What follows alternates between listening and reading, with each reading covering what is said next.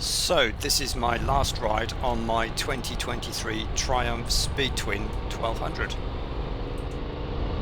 I decided that I want more of an all-rounder, a bike that is capable of doing large distances in comfort with decent wind protection, yet is also quite capable of being fun for just local rides on my local roads.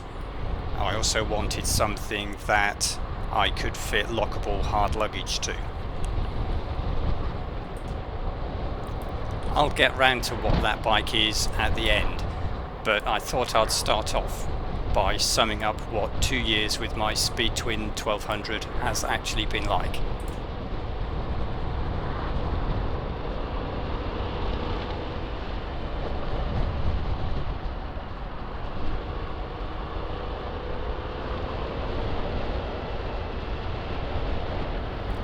I'll do the usual pros and cons thing as I see them, and the pros far outweigh the cons on this particular bike, so that's where I'll start. Reliability. This bike has been 100% reliable. It's only ever been back to the dealer for routine maintenance. Nothing has gone wrong with this bike, nothing has broken on it. It always starts first push of the button, even when left over winter on a battery charger. It has always fired up in the spring, first press of the button, so absolutely no problems with reliability.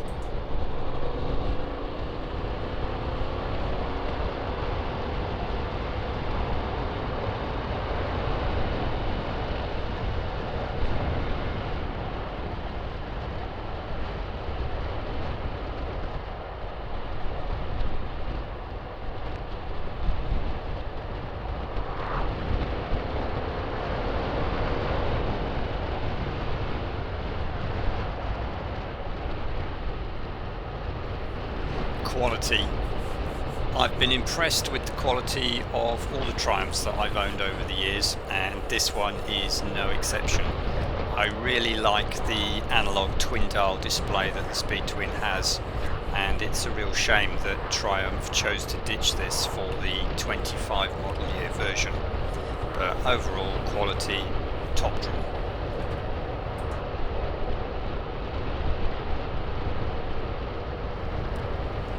Performance. 99 brake horsepower and 83 pounds-foot of torque are the headline numbers for this particular bike, but it's the torque really that dictates the performance, because you've just got lots of low down power available on this bike. Maximum torque is developed at 4,250 rpm, so really you've just got instant grunt, almost in any gear, any rpm, so it's a really easy bike to ride quickly. Then there's the noise that it makes. For a standard system, the exhaust really does sound good on this bike. The twin cylinder engine, it just really sounds like a proper motorcycle. I'm not a huge fan of really loud bikes, so I really wouldn't want it to be any louder than it is currently. I think it's almost borderline too loud as standard, but I think certainly I think Triumph have got the most that you could get out of a standard system, while making sure that they obviously comply with all the legal requirements around that.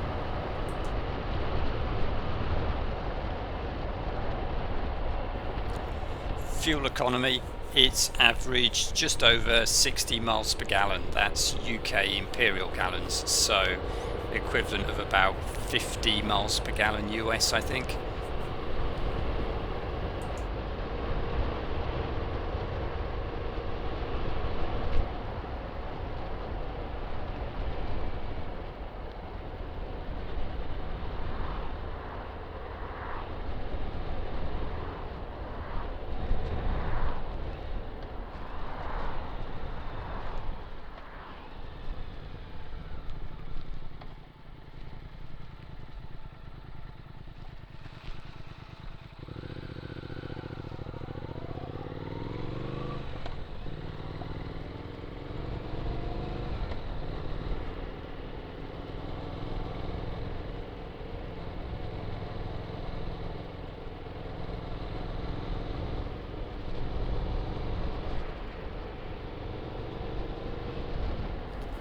Handling.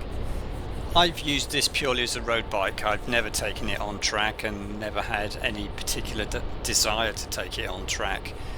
But as a road bike, I've always found its handling to be very good. I've never managed to find what I would think would be the limitations of the handling on the bike. I think it's more rider limitations in my case.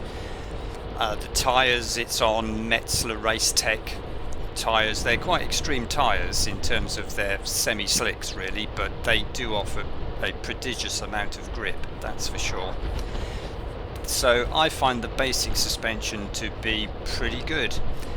Also in terms of its ride quality on the reasonably sort of fair poor quality roads that we have here in the UK, I've always found the ride quality to be very good indeed. It's the bike never seems to get upset by any bumps or imperfections in the road and that sort of thing.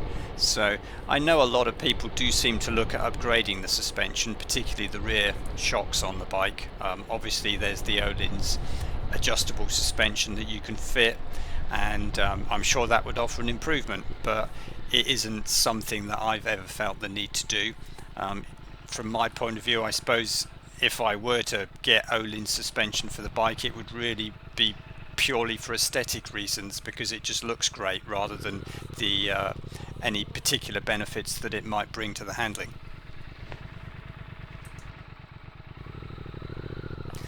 The looks of the bike. It's a modern retro bike, of course, the Speed Twin, and so I guess you either love that sort of thing or you don't.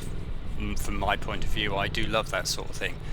And I think the Speed Twin is one of the best examples of doing that styling well. It's not just trying to be a straight copy of a 1960s or 70s Triumph motorcycle. It's more a sort of a modern interpretation of that look, and I just think it looks really, really well.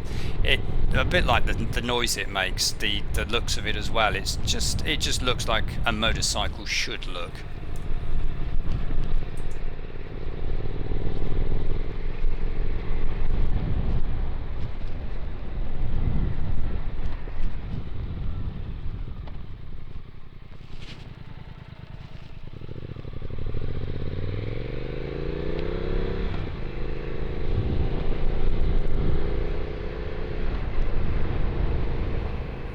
So now we've covered all the things that I really like about this motorcycle.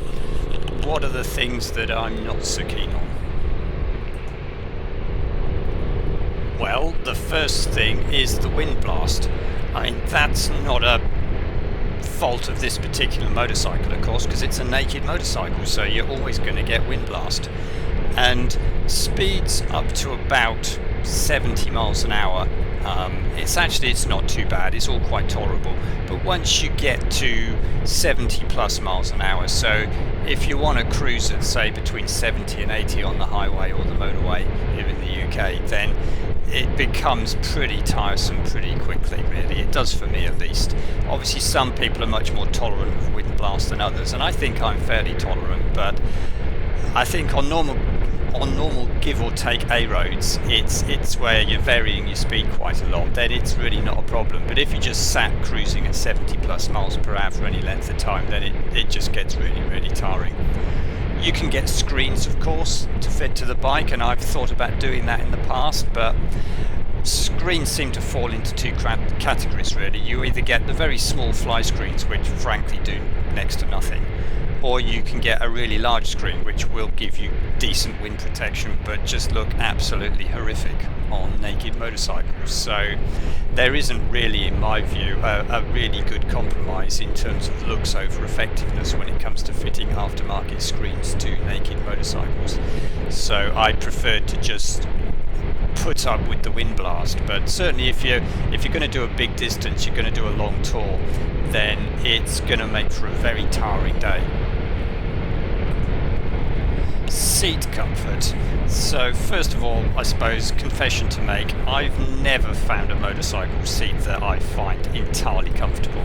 I find with all motorcycle seats, after maybe a couple of hours, then I'll certainly start to suffer from numb bum syndrome. So I'm always then starting to twitch around, looking to get off the bike, stretch my legs, something like that. But obviously some seats are better than others, and I've had motorcycles in the past where some have certainly been better than the Speed Twin seat. There's a comfort seat option available for the Speed Twin, but I've never owned one of those, so I don't actually know whether that offers a significant advantage or not. But certainly I think the Speed Twin standard seat, while not terrible, I do find it becomes fairly uncomfortable fairly quickly. The riding position on the bike overall I would say is pretty good. It's a fairly sporty retro motorcycle, but the reach to the handlebars is not bad. You have a fairly upright riding position. There's certainly no weight on your wrists, so that's not a problem at all.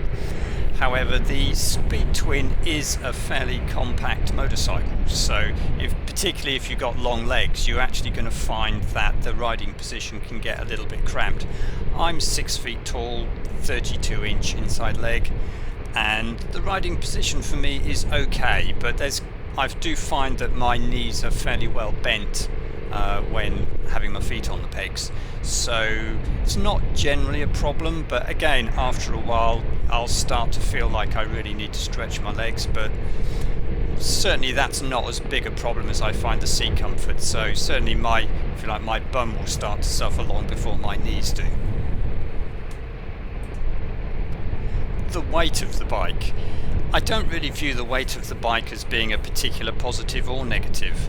According to Triumph, it weighs 216 kilograms wet, which is about 476 pounds. So I don't think that really falls into the category of being particularly light or particularly heavy. So certainly on the move, you're not aware of the weight of the bike. It feels very agile. It's a very nimble motorcycle, and also when you're coming to a halt, it's not a major problem. The bike has a fairly low seat height of 809 millimeters, so getting your feet flat on the floor, certainly for me, is a non-issue. So you don't really feel the weight there. You do feel the weight when you're maneuvering it around, just trying to wheel it around on your driveway, or maneuvering it about in your garage, that sort of thing.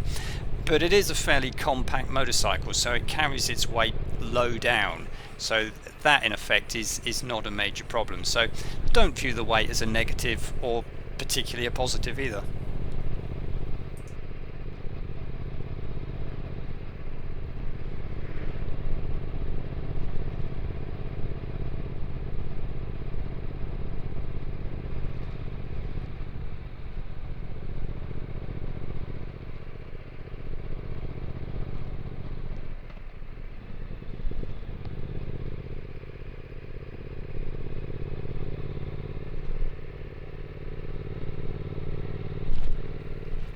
So, in conclusion, after 2 years of ownership of this motorcycle, what do I think?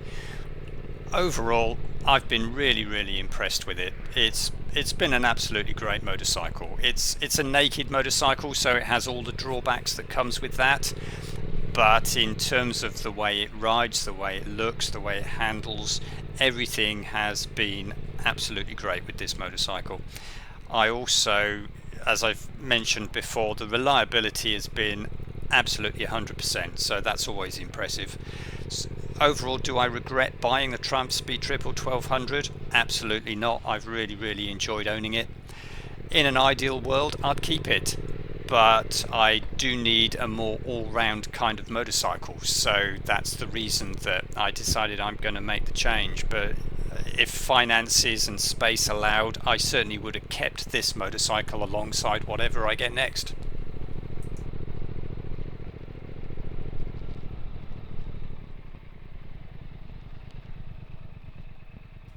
So, what is the replacement? Another Triumph, a Tiger Sport 800 this time.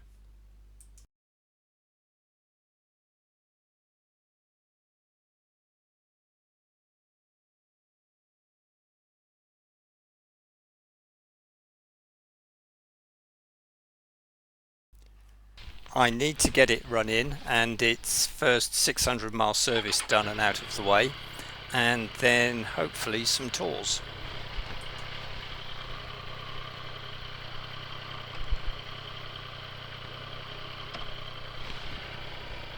It'll be interesting to see how this new Tiger Sport 800 compares to the Tiger 900 Rally Pro that I owned a couple of years ago.